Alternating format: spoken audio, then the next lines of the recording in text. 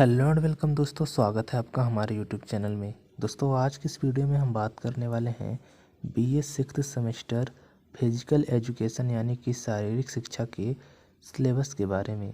तो चलिए आज का वीडियो शुरू करते हैं और देखते हैं बीए सिक्स्थ यानी कि छठवें सेमेस्टर में आपको फिजिकल एजुकेशन यानी कि शारीरिक शिक्षा में कौन कौन से पेपर और कौन कौन से टॉपिक्स को पढ़ना है। तो यहाँ पे आगे बढ़ते हैं। तो हमारा पहला जो पेपर का कोड है वो है कोर्स कोड PHED 305 और इसका जो कोर्स टाइटल है वो है रिसर्च मेथड्स, यानी कि पाठ्यक्रम का शीर्षक है अनुसंधान के तरीके, जिसमें आपको क्रेडिट मिलेंगे 4+0 यानी कि 4 और +0 यानी कि 4 क्रेडिट आपको मिलेंगे। चलिए देखते हैं इसमें कौन कौन से टॉपिक्स आपको पढ़ने हैं।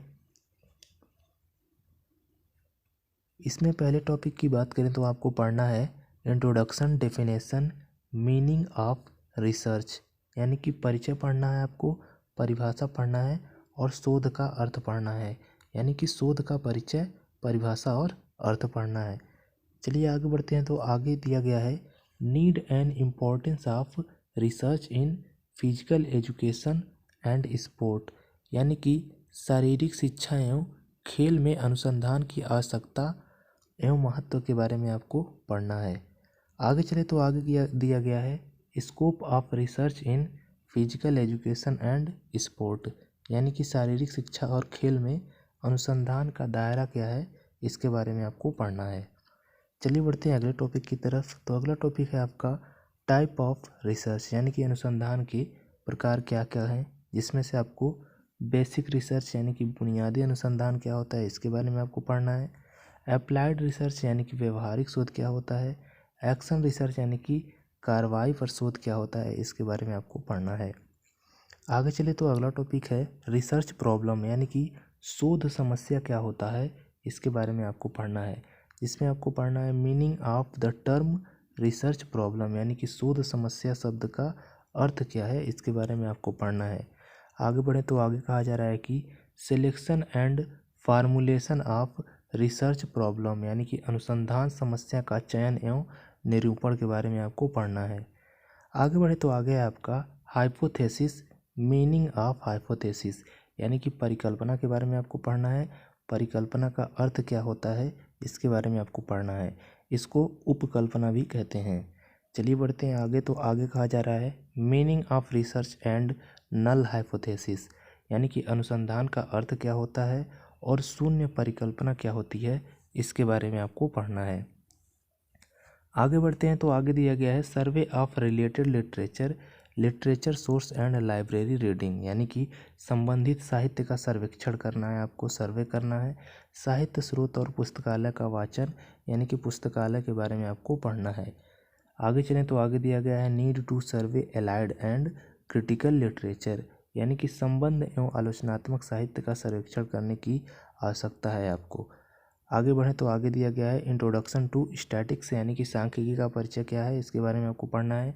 Meaning, definition and importance of statics in physical education, यानी कि शारीरिक शिक्षा में सांख्यिकी का क्या अर्थ है और क्या परिभाषा है एवं महत्व क्या है, इसके बारे में आपको पढ़ना है।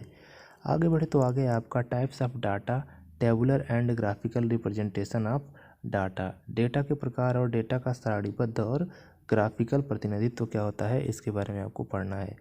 आगे बढ़े तो आगे आपका क्वेश्चनेरियर एंड इंटरव्यू, यानी कि प्रश्नावली और साक्षात्कार के बारे में आपको पढ़ना है। मीनिंग ऑफ क्वेश्चनेरियर एंड इंटरव्यू, यानी कि प्रश्नावली में साक्षात्कार का अर्थ क्या है, इसके बारे में आपको पढ़ना है।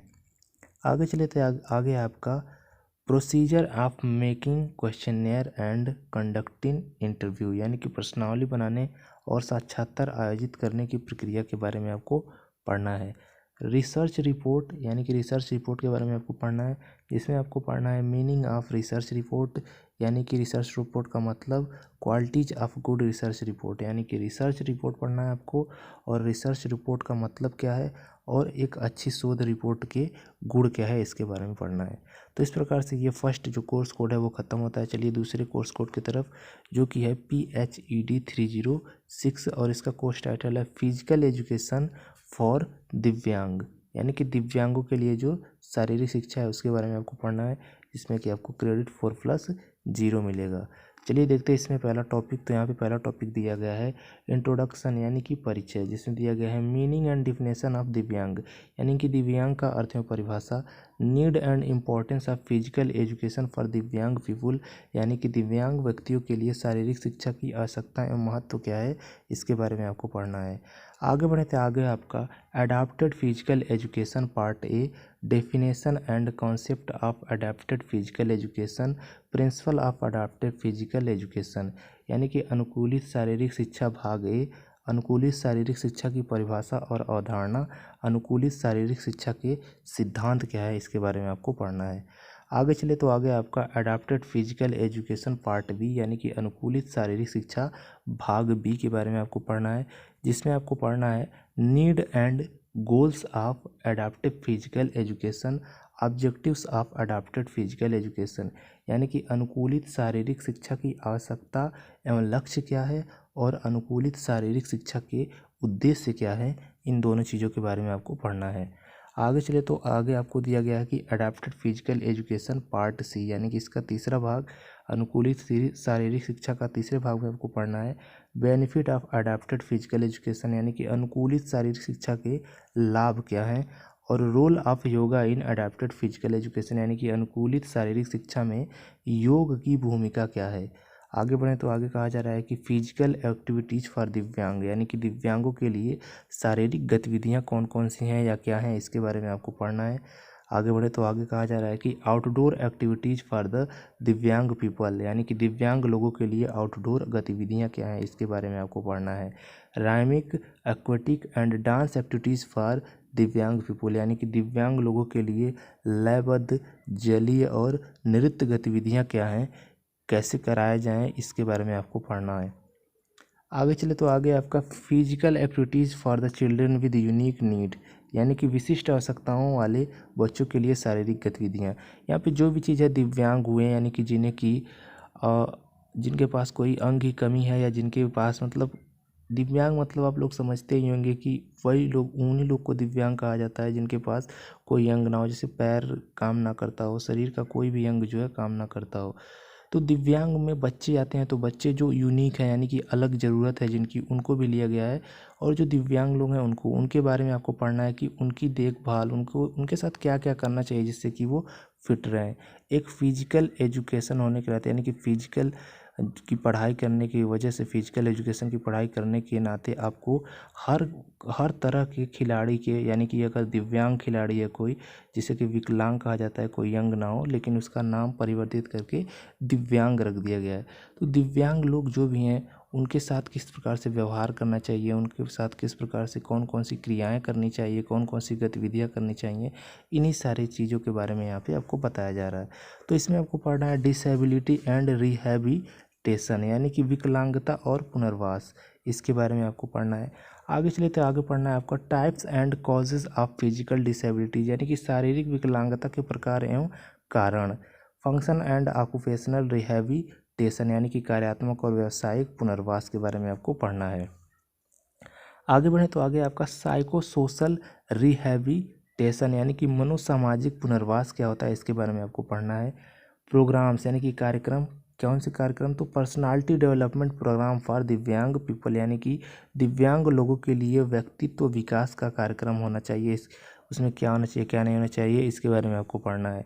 Social welfare programme for divyang people यानी कि दिव्यांग लोगों के लिए समाज कल्याण कार्यक्रम के बारे में आपको पढ़ना है। आगे चले तो आगे आपका inclusion in sports for divyang people, recreation sport games यानी कि दिव्यांग लोगों के लिए खेल में समावेशन, मनोरंजक खेल और क्रीड़ाएँ, कॉम्पिटिटिव स्पोर्ट गेम्स यानी कि प्रतिस्पर्धी खेल क्रीड़ाएँ यानी कि ये अलग अलग तरीके के खेल हुए, या जो भी दिव्यांग लोग होते हैं उनके लिए अलग अलग खेल, उनके स्वास्थ्य का ध्यान, उनके सामाजिक कल्याण का ध्यान, इन सारी चीज़ों के बारे में जो है इस पेपर में आपको पढ़ना था।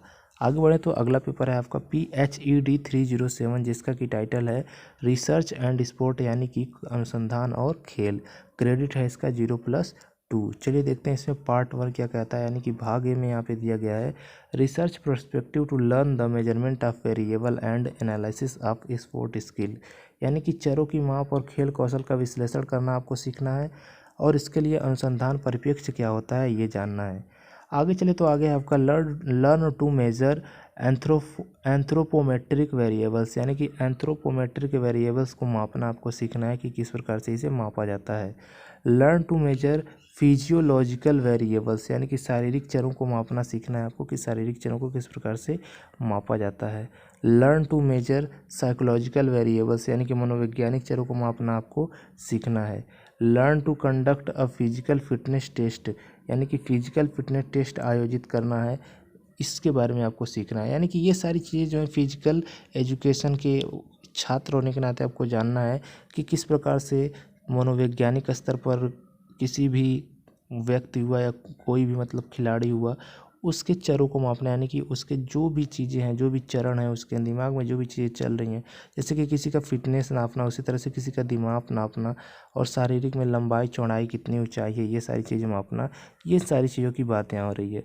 Learn to analyse skill of selected game sport, यानी कि चयनित खेल क्रीड़ा के कौशल का विश्लेषण करना कि जो भी खिलाड़ी जो खेल चयनित करके खेल रहा है वो कहाँ तक खेल पा रहा है, अच्छा खेल पा रहा है या नहीं।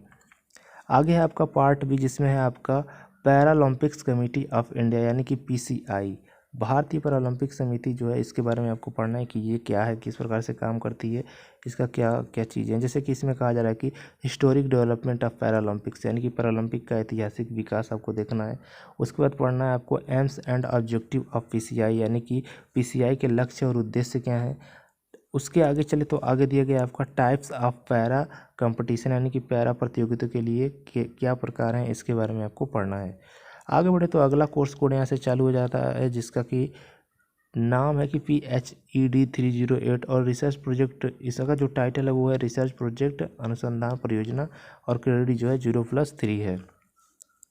आगे चले तो इसमें जो टॉपिक है पहला वो है to conduct a survey or interview of primary और secondary government recognised school student for their interest toward physical education and sport programme, analyse the data and submit a detail report and a presentation, यानी कि प्राथमिक या माध्यमिक सरकार द्वारा मान्यता प्राप्त स्कूली छात्रों की शारीरिक शिक्षा और खेल कार्यक्रमों के प्रति उनकी रुचि के लिए एक सर्वेक्षण या साक्षात्कार आयोजित करना, डेटा का विश्लेषण करें और एक विस्तृत रिपोर्ट और एक प्रस्तुति प्रस्तुत करें।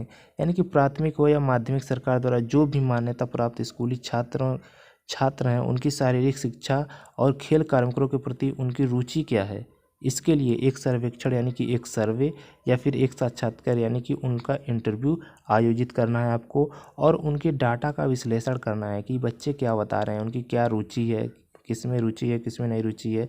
ऐसा एक विस्तृत यानी कि लंबा चौड़ा रिपोर्ट तैयार करना है आपको और इसे जो है प्रस्तुत करना है। आगे चले तो आगे आपका the student will work in group in completing the project but will not right the final paper individually, यानी कि कहा जा रहा है कि छात्र प्रोजेक्ट को पूरा करने के लिए समूहों में काम करेंगे। यानी कि छात्र जो है इस प्रोजेक्ट को पूरा करने के लिए क्या करेंगे, एक ग्रुप बना के किसी भी स्कूल पे जाएंगे और वहाँ पे जो है काम करेंगे, पता करेंगे, लेकिन अंतिम पेपर व्यक्तिगत रूप से लिखेंगे। लेकिन जो उनका रिसर्च हुआ और एक रिपोर्ट अगर वो बनाते हैं लास्ट में, तो उस रिपोर्ट को खुद के द्वारा लिखेंगे, ना कि किसी और से लिखवाएंगे। रिपोर्टिंग करने में, वहाँ जांच पड़ताल करने में एक ग्रुप जाएगा, लेकिन वो लोग उस ग्रुप से सारे अपने एक्सपीरियंसेस लेके जो भी बातें चीतें होंगी उन सबको ध्यान में रखते हुए एक रिपोर्ट तैयार करेंगे, और वो क्या होगा, व्यक्तिगत रूप का रिपोर्ट होगा। तो कुछ इस प्रकार से हमारा फिजिकल एजुकेशन का सिलेबस होता है ख़त्म। उम्मीद करता हूँ आपको अच्छे तरीके से ये वीडियो समझ में आया होगा और आप इससे फिजिकल एजुकेशन की पढ़ाई करने में सक्षम हो पाएंगे। मिलते हैं आपसे नेक्स्ट वीडियो में, तब तक के लिए आपका वीडियो देखने के लिए धन्यवाद।